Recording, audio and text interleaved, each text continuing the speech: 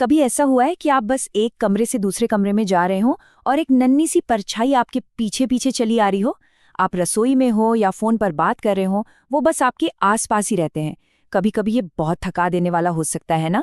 पर क्या हो अगर इस व्यवहार के पीछे एक बहुत ही गहरा और खूबसूरत विज्ञान छिपा हो? चलिए आज इसी विज्ञान की परतों को खोलते हैं। ये एक ऐसा सवाल है जो शायद हर माता पिता के मन में कभी न कभी जरूर आता है। ऐसा लगता है जैसे बच्चा एक पल के लिए भी हमसे दूर नहीं जाना चाहता। लेकिन आज हम इस व्यवहार को चिपकू होने के चश्मे से नहीं, बल्कि एक बिल्कुल नए और वैज्ञानिक नजरिए से देखने वाले हैं। जी हाँ, सुनने में ये थोड़ा उल्टा लग सकता है, पर विज्ञान यही कहता है। बच्चे का आपके पीछे पीछे चलना असल में उसकी आत्मनिर्भर बनने की ट्रेनिंग का सबसे जरूरी हिस्सा है।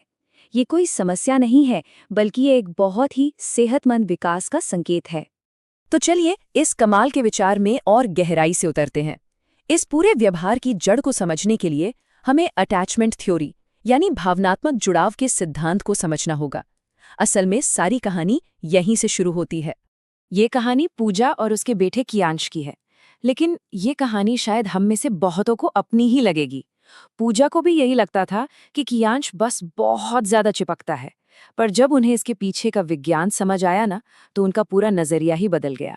तो ये सिद्धांत जॉन बोल्बी ने दिया था और इसका सबसे जरूरी हिस्सा है सिक्योर्ड बेस का आइडिया।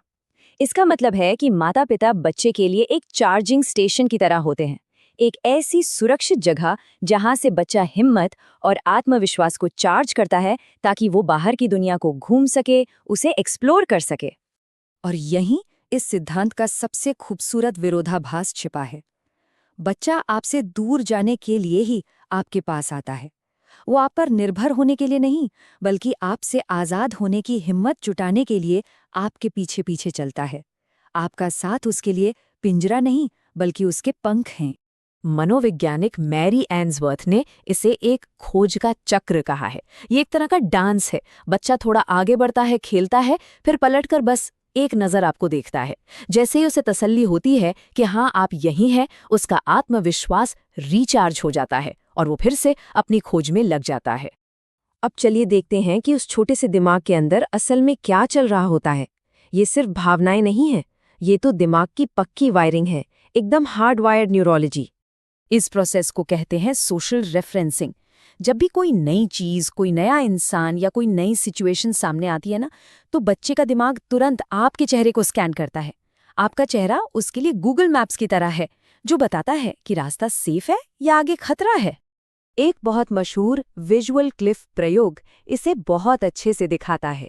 जब माँ ने मुस्कुराकर हिम्मत दी, तो बच्चा शीशे की बनी गहरी खाई को भी पार कर गया। लेकिन जैसे ही माँ ने डरा हुआ चेहरा बनाया, बच्चा वहीं का वहीं जम गया। सच में आपके चेहरे का भाव ही उसकी दुनिया तय करता है। और मामला और भी गहरा हो जाता है मिरर न्यूरॉन्स की वजह से। ये दिमाग के कुछ जादुई सेल्स हैं। जब आप कोई काम करते हैं तो बच्चे के दिमाग में ये न्यूरॉन्स ठीक वैसे ही जल उठते हैं, मानो वो खुद वो काम कर रहा हो। वो सिर्फ आपको देख नहीं रहा, उसका दिमाग आपकी हर हरकत को कॉपी पेस्ट कर रहा है। शोधकर्ता एंड्रू मेलसॉफ ने पाया कि 14 महीने का बच्चा किसी काम को देखने के एक हफ्ते बाद भी उसकी हूबहू नकल कर सकता है। मतलब उसका दिमाग सिर्फ देख नहीं रहा, वो तो हर चीज को अपनी मेमोरी में हमेशा के लिए सेव कर रहा है। अब बात करते हैं शरीर के अंदर की केमिस्ट्री की, वो हार्मोन्स और वो शारीरिक प्रतिक्रियाएं जो इस पूरे व्यवहार को चलाती हैं। ये सिर्फ मनोविज्ञान नहीं, ये शुद्ध जीव विज्ञान है। क्या आप जानते हैं कि आपकी महक बच्चे के लिए एक बायोलॉजिकल सिग्नल की तरह काम करती है? जन्म के सिर्फ 2 दिन बाद ही बच्चा अपनी माँ की खास गंध पहचानने लगता है। ये गंध उसकी दिमाग को एक ही मैसेज देती है, घर यहाँ है, सुरक्षा यहाँ है। जब बच्चा आपसे अलग होता है तो उसके शरीर में एक जैविक अलार्म बजने लगता है। उसके खून में कॉर्टिसोल यानी तनाव का हार्मोन तेजी से बढ़ने लगता है। ये कोई नखरा या जिद नहीं है, ये असल में बायोलॉजी है। उसका शरीर खतरे का सिग्नल दे रहा होता है। लेकिन जैसे ही आप वापस आकर उसे प्यार से गले लगाते ना, वो उस बायोलॉजिकल अलार्म का ऑफ स्विच है। कॉर्टिसोल का लेवल तुरंत नीचे आ जाता है। आपका एक हग उसके दिमाग के लिए दवा की तरह काम करता है। ये उसे सिखाता है कि दुनिया एक सुरक्षित जगह है और आप हमेशा लौट कर आते हैं। अगर ये तनाव का हार्मोन लंबे समय तक बढ़ा रहे तो ये दिमाग की वायरिंग को भी बदल सकता है और यही चीज़ आगे चलकर चिंता, विश्वास की कमी और रिश्तों में असुरक्षा जैसी समस्याओं की नींव रख सकती है। तो ये सब बायोलॉजी से शुरू होता है। तो इस पीछे पीछे चलने वाले व्यवहार की तीव्रता का क्या मतलब है? क्या ये हमेशा एक जैसा रहता है या इसमें कोई उतार चढ़ाव भी आता है? नहीं, ये व्यवहार बिल्कुल भी अचानक नहीं होता। आप इसे बच्चे की अंदरूनी दुनिया का एक वेदर रिपोर्ट समझिए। ये उसका तरीका है आपको बताने का कि उसके मन के अंदर मौसम कैसा चल रहा है।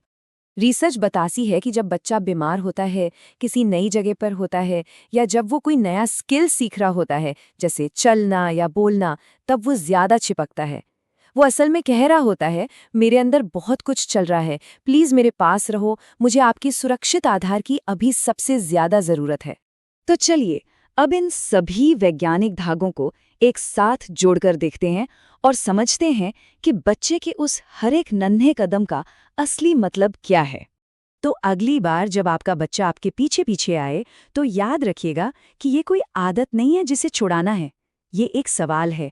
उसका विकास करता हुआ दिमाग आपसे पूछ रहा है, क्या ये दुनिया सुरक्षित है? और आपका शांत, प्यार भरा साथी उसका जवाब है, हाँ, तुम बिल्कुल सुरक्षित हो। और अंत में ये विरोधाभास हमेशा याद रखने लायक है। उसे आज अपने पीछे आने दीजिए ताकि वो कल आत्मविश्वास से दुनिया में आगे जा सके।